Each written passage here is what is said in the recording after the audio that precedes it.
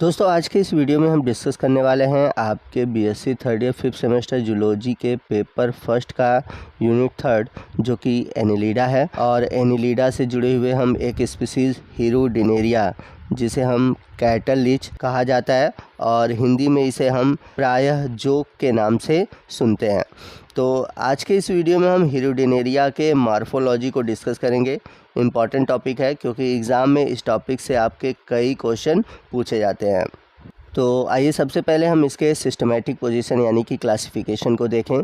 तो हिरुडिनेरिया को हम हिरुडिनेरिया, अगर पूरा नाम देखा जाए तो हिरुडिनेरिया ग्रेनुलोसा, जिसे इंडियन कैटल लीच या फिर गांव में इसे जोक के नाम से जाना जाता है। तो इनका फाइलम है एनिलिडा, क्लास है हिरुडिनिया। वही अगर हम बात करें ऑर्डर की तो इनका ऑर्डर है नैथोडेलिडा। वहीं अगर हम बात करें इनके फैमिली की तो इनकी फैमिली है हिरुडिनी। तो क्लास और फैमिली में कंफ्यूज मत होइएगा, इन दोनों में थोड़ा सा अल्फ़ाबेट का अंतर है। आप देखेंगे लास्ट में क्लास के NEA है और फैमिली में NAE है। तो अगर हम बात करें जीनस की तो जीनस है हिरुडिनेरिया और जिस स्पीसीज़ की बात करें वो है ग्रेनुलोसा।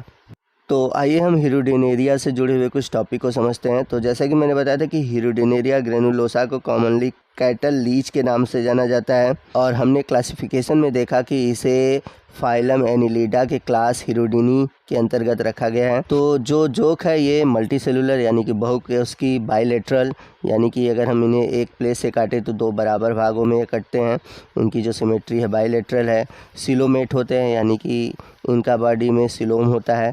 ट्रिप्लोब्लास्टिक यानी कि इनकी जो बॉडी लेयर होती है वो 3 लेयर में बटी होती है। और सेगमेंटेड यानी कि इनका पूरा जो शरीर होता है छोटे छोटे पार्ट में डिवाइड होता है, इसलिए इसको हम बोलते हैं सेगमेंटेड। और ये आपको किस तरह दिखाई देते हैं? वॉर्म लाइक यानी कि कीड़े नुमा दिखाई देते हैं। तो लीच की लगभग 500 जातियां ज्ञात है जो कि प्रायः फ्रेश वाटर, मैरीन वाटर या फिर टेरेस्ट्रियल हैबिटेट में देखने को मिलते हैं। और इनकी जो 4 स्पीसीज़ है हिरुडिनेरिया की वो इंडिया में पाई जाती है। कौन कौन सी स्पीसीज़ है? हिरुडिनेरिया विरिडिस, हिरुडिनेरिया जैवेनिका, हिरुडिनिया मेरिलेसिस और हिरुडिनेरिया ग्रेनुलोसा। इंडिया के अलावा ये आपको बर्मा, श्रीलंका, पाकिस्तान और बांग्लादेश में देखने को मिलते हैं, यानी कि ये आपको ट्रॉपिकल और सब ट्रॉपिकल रीजन में देखने को मिलते हैं। बात करते हैं इनके हैबिटेट की और हैबिट की। तो ये प्रायः आपको fresh water, pond, lake, tanks, still water यानी कि रुके हुए पानी में या जिनकी पानी की धार बहुत कम होती है, रिवर है या फिर राइस फील्ड, धान के जो खेत होते हैं वहाँ पर देखने को मिलते हैं। They are blood sucking sanguivorous feeding on the blood on fish, frog, cattle and man. यदि बात करें हम इनके न्यूट्रिशन की तो इनमें जो न्यूट्रिशन होता है मछलियों, मेढक, कैटल यानी कि जो चरने वाले जंतु हैं, साथ ही साथ जो मानव है इनके ब्लड को सक करते हैं यानी कि ब्लड सकिंग होते हैं। इस वजह से इन्हें बोला जाता है सैंग्विवोरस। सैंग्विवोरस का मतलब होता है ब्लड सकिंग न्यूट्रिशन। ये हर्माफ्रोडाइट होते हैं या फिर कह सकते हैं मोनोसियस होते हैं क्योंकि इनमें मेल और फीमेल एक ही जीव में देखने को मिलता है। वहीं बात करें फर्टिलाइजेशन की तो इनमें क्रॉस फर्टिलाइजेशन होता है ड्यू टू प्रोटेंडरस कंडीशन। अब प्रोटेंडरस कंडीशन क्या होता है जब मैं आपको लीच का रिप्रोडक्शन पढ़ाऊँगा तो वहाँ पर क्लियर करूँगा। और इनका जो डेवलपमेंट होता है एम्ब्रियोनिक वो डायरेक्ट होता है यानी कि इनमें कोई भी लार्वल स्टेज देखने को नहीं मिलता। आइए नेक्स्ट हम बात करते हैं लीच के मॉर्फोलॉजी की। तो इनकी जो बॉडी होती है वो इलोंगेटेड होती है यानी कि लंबी होती है, सॉफ्ट होती है, स्लिमी होती है यानी कि चिकनी होती है और इनके बॉडी के चारों तरफ चिपचिपा पदार्थ यानी कि म्यूकस पाया जाता है। तो इनकी बॉडी जो होती है वो सिलेंड्रिकल और कंट्रैक्टेड होती है यानी कि ये बॉडी को अपने कंप्रेस्ड भी कर सकते हैं और एक्सटेंड भी कर सकते हैं। कहने का मतलब ये है कि ये अपने बॉडी को सिकोड़ भी सकते हैं और फैला सकते हैं। तो इनमें आप 2 तरह के व्यू देख सकते हैं, डॉर्सल एक वेंट्रल। तो जो डॉर्सली होता है व्यू वो ऑलिव ग्रीन कलर का होता है और जो वेंट्रिकली व्यू होता है वो आपको ऑरेंज येलो कलर में दिखाई देगा। तो यहाँ पर आपको हिरुडिनेरिया के डॉर्सल और वेंट्रल व्यू दिखाई दे रहे हैं। और आप देख सकते हैं कि इनके बॉडी को कैसे सेगमेंटेड में बांटा गया है। तो कौन से सेगमेंट में कौन सी संरचना होती है आगे हम वीडियो में डिस्कस करेंगे। तो सबसे पहले हम बात करते हैं इनके शक्कर की, यानी कि चूसक की। तो इनमें दो तरह के शक्कर पाए जाते हैं, एक इंटीरियर और दूसरा है पोस्टीरियर।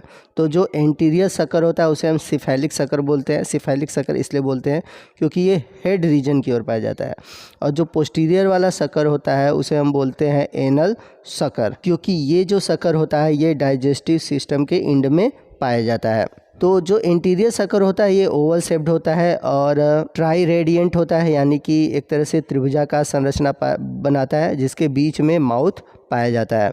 और एंटीरियर शक्कर का काम होता है फीडिंग और लोकोमोशन में। वहीं हम बात करें पोस्टीरियर शक्कर की, तो ये लार्ज और डिस्क शेप्ड होते हैं जो कि पोस्टीरियर एंड पर पाए जाते हैं, और इनका काम होता है एडहेसिव का, यानी कि चिपकने के लिए। तो जब लोकोमोशन होता है तो उस समय ये एडहेसिवनेस यानी कि चिपकने का कार्य करते हैं और लोकोमोशन में सहायता करते हैं। तो यहाँ पर आप ऊपर की ओर देख सकते हैं कि एंटीरियर शक्कर है जो कि ट्राई रेडियंट है, और नीचे की ओर पोस्टीरियर शक्कर है जो कि आपको डिस्क शेप्ड दिखाई देगा। अब हम बात करते हैं इनके सेगमेंटेशन की, यानी कि इनका जो बॉडी होता है छोटे छोटे पार्ट में बटा होता है जिसको हम बोलते हैं सेगमेंटेशन। तो लीच के बॉडी में कुल 33 सेगमेंट होते हैं, और एक्सटर्नली यानी कि बाह्य रूप से देखा जाए तो ये जो सेगमेंट होते हैं ये और भी छोटे छोटे पार्ट में डिवाइड होते हैं जिसे हम बोलते हैं एनुलाई।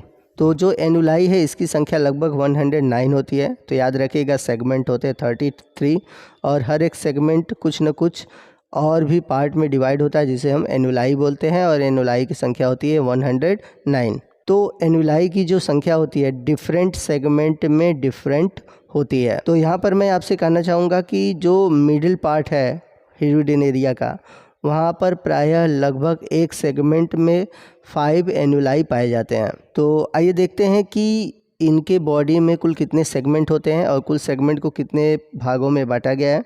तो जैसा कि मैंने बताया था कि हिरुडेनेरिया में कुल 33 सेगमेंट होते हैं। तो पहले से 5वें तक के सेगमेंट को हम बोलते हैं सिफेलिक रीजन, 6ठे 7वें और 8वें सेगमेंट को हम बोलते हैं प्रीसिलिएटर रीजन, फिर 9वें 10वें 11वें सेगमेंट को बोलते हैं क्लाइटेलर रीजन, 12वें से 20वें तक के सेगमेंट यानी कुल 10 सेगमेंट को हम बोलते हैं मिडिल रीजन, 23वें और 26वें सेगमेंट को हम बोलते हैं काउडल रीजन, और 27 से 33rd सेगमेंट को हम बोलते हैं पोस्टीरियर शक्कर, यानी कि जो पोस्टीरियर शक्कर होता है वो 27 से 33rd सेगमेंट के बीच पाया जाता है। तो अगर आप इसकी एक्सटर्नल स्ट्रक्चर को देखें तो आप देखेंगे कि पहले से लेकर 5th तक जो होता है सिफेलिक सेगमेंट है, जिसमें कि सबसे ऊपर की ओर भाग है जिसको हम बोलते हैं prostomium.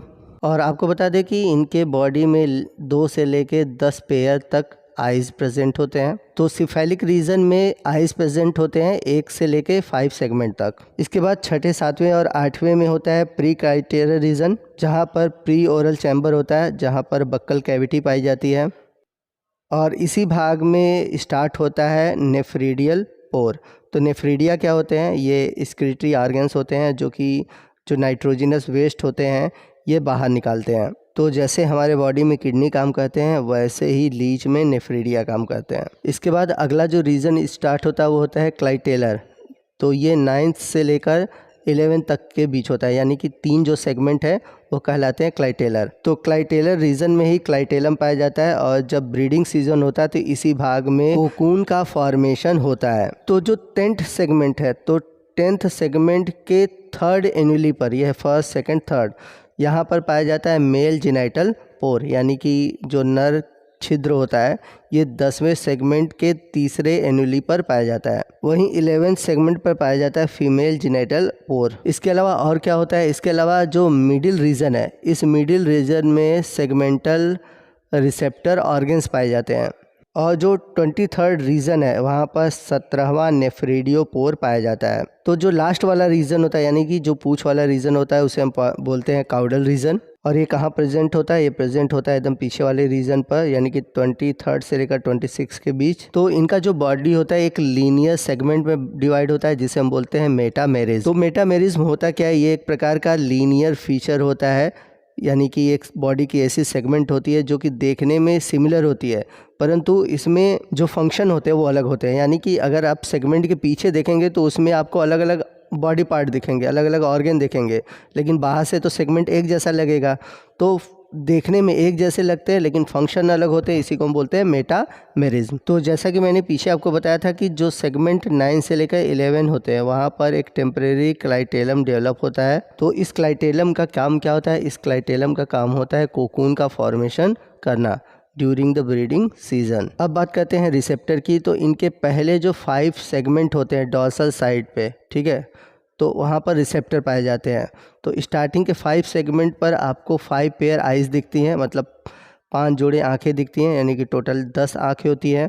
Each segment has a number of receptor, यानी कि हर एक सेगमेंट पे आपको कई सारे रिसेप्टर देखने को मिलेंगे, जिसे हम बोलते हैं सेंसरी प्रोजेक्शन। प्रत्येक एनुलस के कई एनुलर रिसेप्टर होते हैं।